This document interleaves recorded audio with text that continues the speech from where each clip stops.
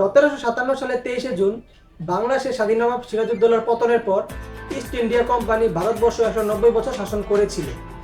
যে সকল বিশ্বাসঘাতকের কারণে সেদিন নবাব সিরাজউদ্দৌলার পতন হয়েছিল তাদের কারোরই স্বাভাবিক মৃত্যু হয়নি।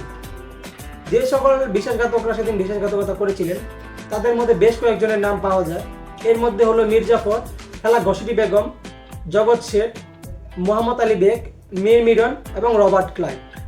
তো আজকের প্রতিবেদনে আমরা তাদের করুণ পরিণতির কথাই জানব। পলাশির যুদ্ধের মূল বিশ্বাসঘাতকদের শেষ পরিণতি ছিল অত্যন্ত ভয়াবহ ও কলঙ্কজনক। লোভ ও উচ্চাবিলাসের বশবর্তী হয়ে যারা নবাব সিরাজউদ্দৌলার পতন ডেকে এনেছিলেন তাদের প্রায় কাউকে স্বাভাবিক মৃত্যু বা সুখের মুখ দেখতে হয়নি। নবাব হওয়ার লোভে যিনি নবাবের সাথে বিশ্বাসঘাতকতা করেছিলেন তিনি হলেন মীর জাফর।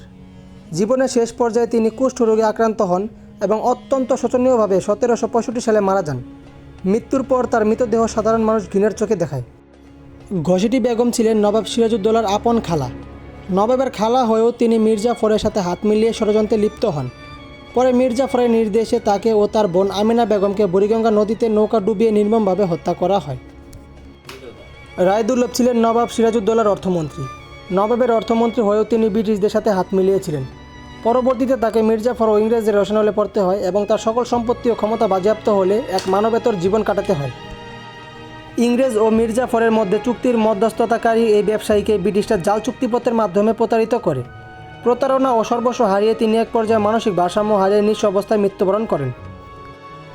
বাংলার এই দুই ধনী ব্যাংকার বা শেঠ পরিবার মীর জাফরকে অর্থ দিয়ে সাহায্য করেছিল।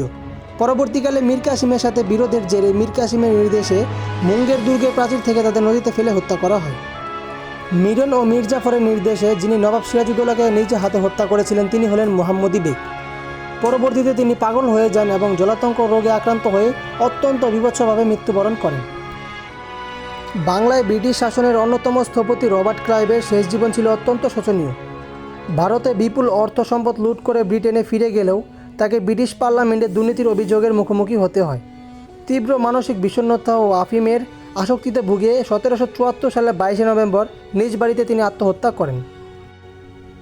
মিরন ছিলেন মীর জাফরের পুত্র। মিরন সিরাজউদ্দৌলাকে নির্মমভাবে হত্যার মূল নির্দেশদাতা ছিলেন। কুখ্যাত এই ব্যক্তির পরিণতিও ছিল ভয়াবহ।